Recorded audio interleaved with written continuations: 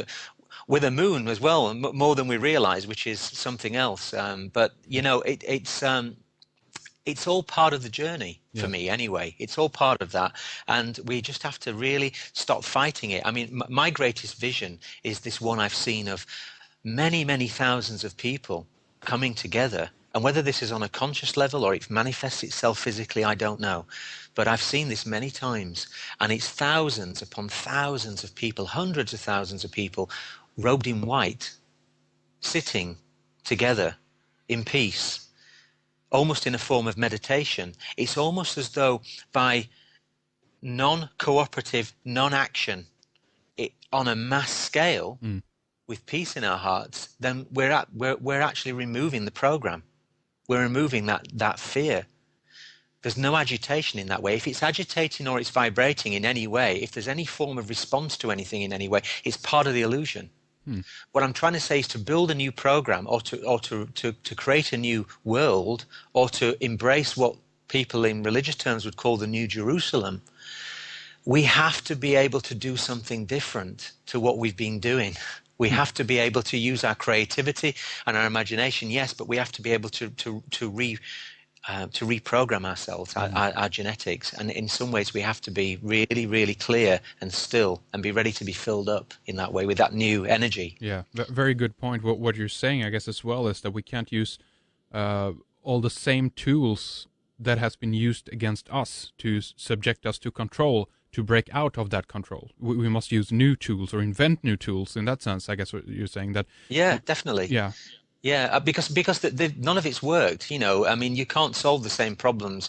You can't solve the problems with the same state of mind that created them in the first place. I think Exactly. Einstein said something like that. Yeah. But and also, everything is about death, Henrik. I mean, everything in terms of politics, education, the whole structure that we live in. When I say death, I don't mean physical death. I mean it's a long march to total and utter fear. The whole movement the whole movement of living our life through all of those structures leads us to a point where it will never change unless we change it within ourselves. That's what I'm trying to say, I suppose. Yeah. With more clarity.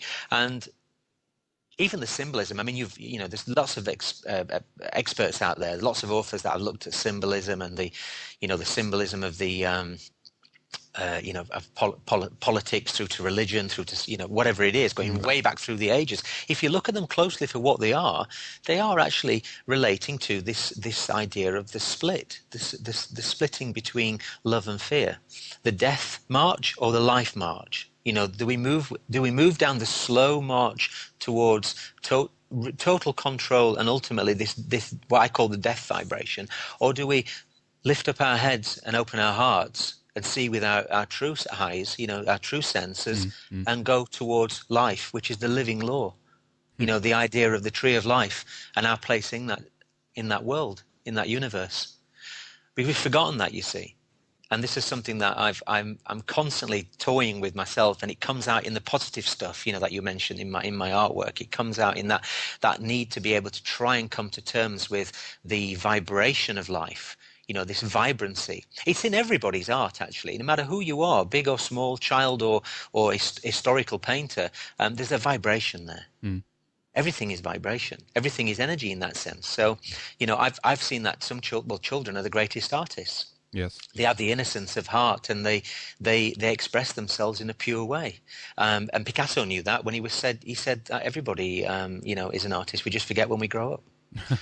And and I've seen it loads of times. I've taught art for many, many years now, and the fears and the blocks that come in as a creative process relate to the lack of imagination. Yeah.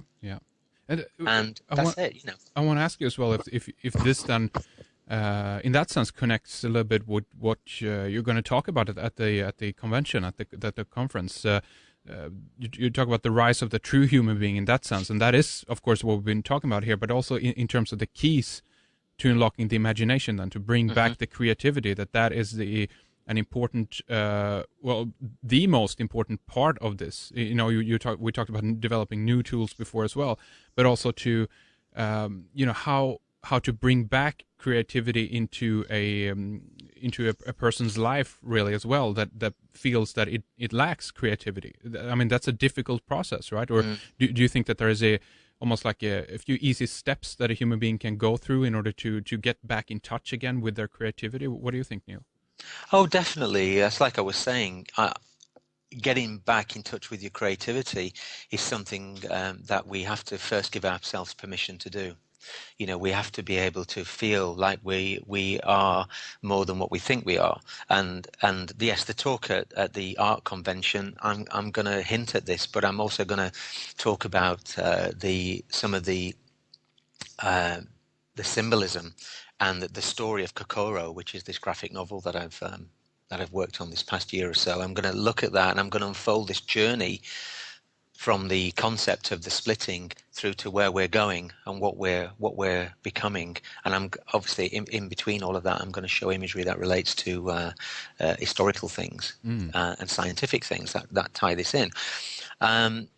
But yeah, going back to what you're saying, people have this creative urge. They have this feeling of wanting to make the world better, and it's so simple. I mean, in many ways, we just have to be able to pull ourselves away from the matrix program, or from the day-to-day stuff that doesn't fill our heart with joy. We have to give time for that. We have to nurture it like a seed.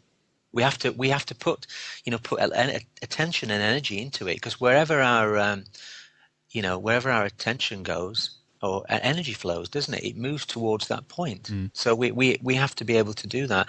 And there's a story I always mention, and I've mentioned it before. And for those that have not heard of it, there's a lovely book by a French writer called Jean Giraud, and it's called the Man Who Planted Trees. It actually was called something else. It was The Man Who Planted Hope and Grew Happiness. And it's a lovely small parable.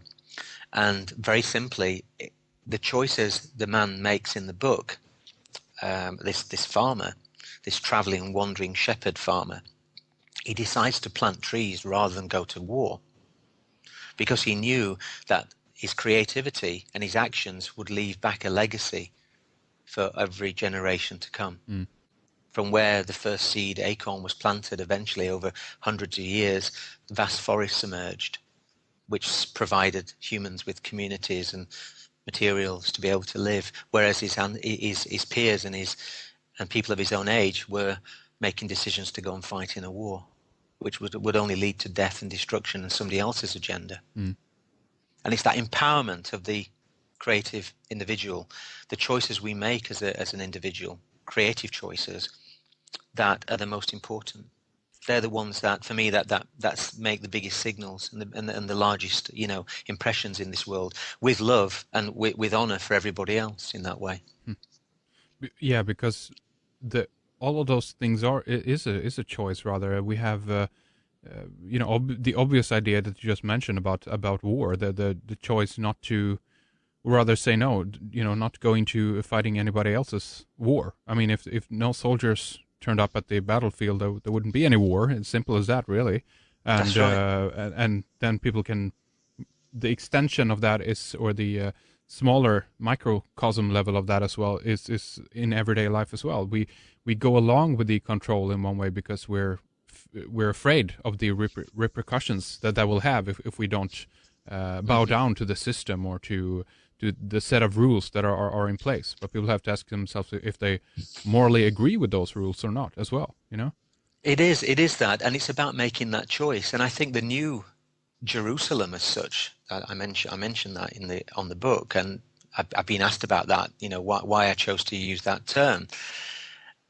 It's not so much relating to the physical location, because that's something else. Yeah.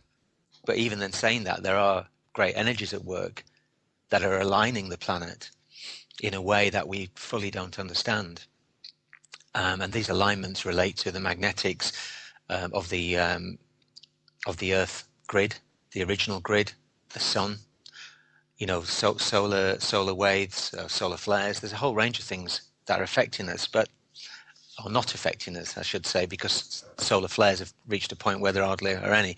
My feeling is that we're in for one hell of a solar flare Oh at yeah, some point. yeah. It's coming. It's building up. And That's yeah, it's the quiet before the storm right now. I it think. is.